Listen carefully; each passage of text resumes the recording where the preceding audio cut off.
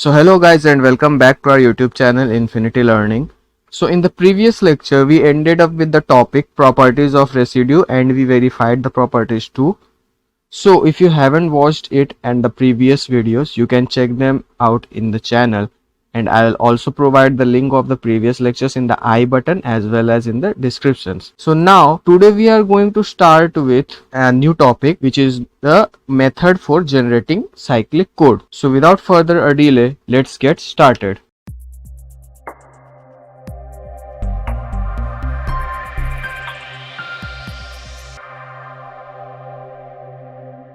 So there are three steps for generating a cyclic code. The first step is we need to take a polynomial, say fx, and it is already known that the code length is n and the message length, that is the number of message bits, is k. The second step is obtain a set of polynomials by multiplying fx by all possible polynomials of message. Now how can we get the polynomials of message?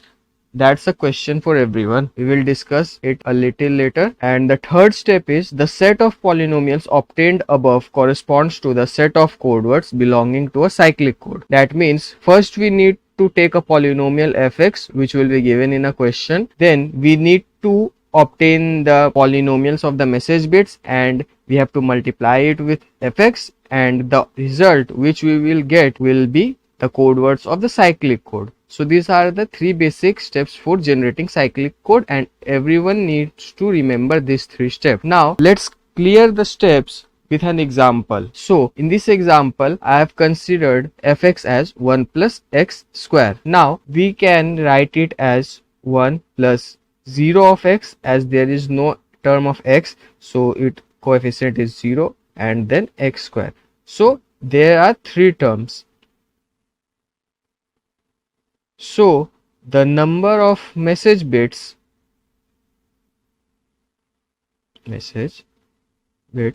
will be 2 to the power 3, that is 8. So there will be 8 combinations of message bits. So for simplicity we will construct a table with 4 headings. The first one is message bits, the second is message polynomial, the polynomial that we will get from the message bits, and after that the code polynomial that we will get after multiplication of the message polynomial and the given fx, and the last one, that is the code, that is the required cyclic code. So we have 8 combinations of message bit. The first one is 0 0 0, so the message polynomial will be 0. Now how to calculate this message polynomial?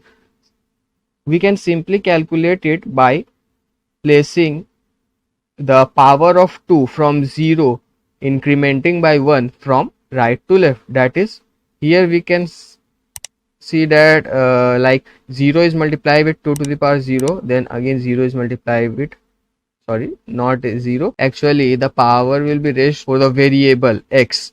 So this will be multiplied with x to the power 0, then x to the power 1, and then x square. So as a whole, if we multiply the three terms, we will get 0, and addition will also give them 0. Similarly for 0 0 1, it will give 1. Now here we can see that it will be x0, it will be x1, and it will be x0. So 0 into x1 0 is 0, 1 into x is x, and 0 into x square is 0. So 0 plus x plus 0 will give x. So we can calculate the message polynomial by this method.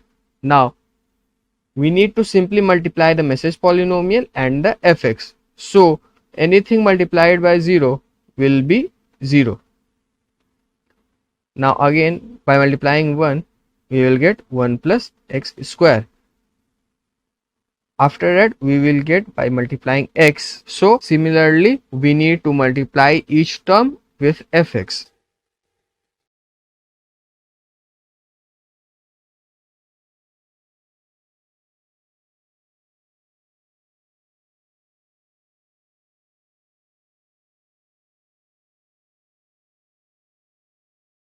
So these are the required code polynomials. Now we can easily make the codes from these polynomials. So now the question is like how many bits will be there in the cyclic code. Now the highest power degree is 4. So basically we need to think only for the 4 bits, and if it is 7 bits or 6 bits, the extra zeros will be added. So we will consider it for 4 bits. So 0 gives 0 0 0 0. You can think of it as this is coefficient of x0, coefficient of x1, x2, x3 and x4. So sorry, it will be 5. Now there is value of 1 and x0. So 1 and x0. Now other will be 0. Now x and x cube. So x and x cube. Others will be 0. Here only x4 is absent.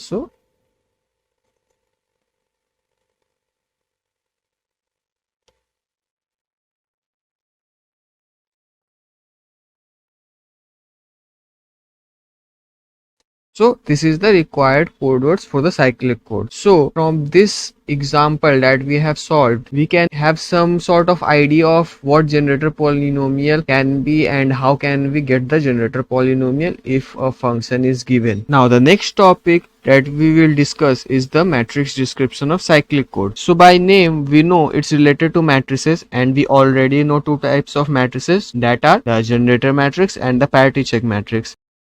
So here we will basically discuss the generator matrix and the parity check matrix of the cyclic code, but we are discussing only about the nature and the format of the matrices. We are not discussing that how we will calculate it.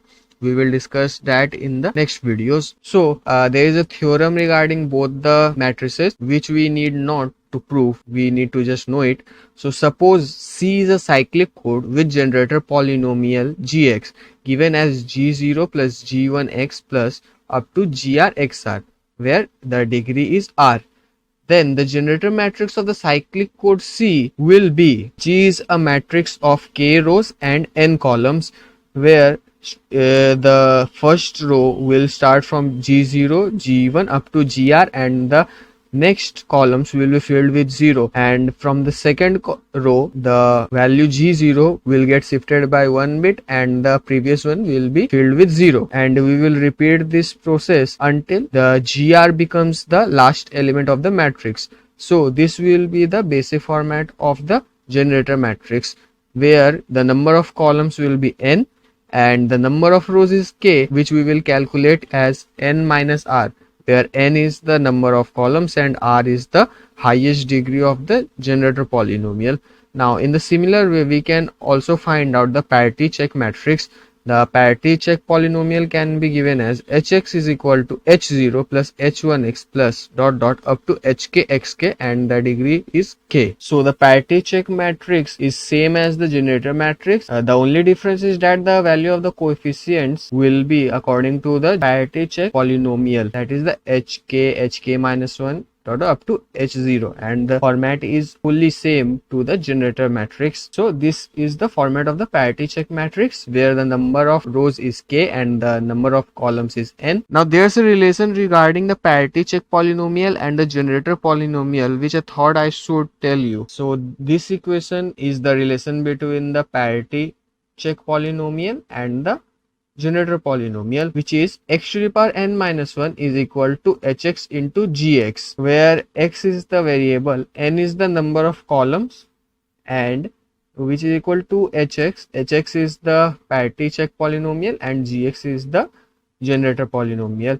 We can use this equation in the proof of the theorem. So now the last topic for today's lecture is the golay code. Now golay code is not a big part, it's a very small part, so I thought that I should cover this small part and the problem sums and the method of generating the generator polynomial and the generator matrix, and same for the parity check one we will do in the later videos, the upcoming videos. So the golay code is a type of linear error correcting code. It is same as LBC. It is used for the error correction and the syndrome detection, and it is named after its inventor or the person who founded it, Marshall J.E. Golay. So this given equation or inequality is known as the Hamming bound, and the code which perfectly follows this Hamming bound is known as the perfect Golay code. Now Golay code is not every code can be a Golay code. It is a special particular type of binary code or perfect code which satisfies this Hamming boundation, and this is the inequality that it needs to satisfy. Now two Golay codes attain this equality and they become perfect codes, and we call those Golay codes as 23,12 Golay codes. Just like the LBC, this is the full length of the Golay code and this is the number of the message bits. So the attributes of the Golay code I have described here, so you can easily grab it. The total block length is 23 and the number of message bits is 12, and the rate, that's simply k by n, that is the message bits by the total length. So it is approximately 0.522, and the distance, here the distance means the Hamming distance, the minimum distance, that is the number of ones. Basically the number of ones, that should be the minimum distance should be equal to 7. So that means if the minimum distance is 7, so there will be 7 number of ones. In other words, we can say that the two Golay codes that attain this equality will have perfectly 7 number of terms. So the two codes which come under this 23,12 Golay code classification are given here as G1 and G2. So G1 is 1 plus x square plus x to the power 4 plus x to the power 5 x to the power 6 plus x to the power 10 plus x to the power 11. So if you count it, this will be 7 terms. And again G2 is 1 plus x5 plus x6 plus x7 plus x9 and plus x11. So again this is 7 terms. So by the minimum distance basically mean the number of terms in the Golay code polynomial. And there's another fact regarding this Golay code, particular Golay code 23,12. So both G1 and G2 are factors of 1 plus x to the power 23, because the total length of the code is 23. So obviously x to the power 23 will have the factors as G1 and G2. So we can rewrite it as 1 plus x to the power 23 is equal to 1 plus x, G1 x and G2 x. So the Golay code is not a topic for understanding purpose. It needs to be memorized. The polynomials, we need to memorize it, the condition, the Hamming bound and the attributes and this factor part. So this was all about the Golay code. So this was all about today's video. So let's end this video here, and thank you for watching this video guys. Hope you enjoyed it. If so, please like and share this video and comment down your thoughts and queries. And if you visited my channel for the first time, please subscribe it. A sub will be incredible. And I hope to see you in the next one. Till then, bye bye.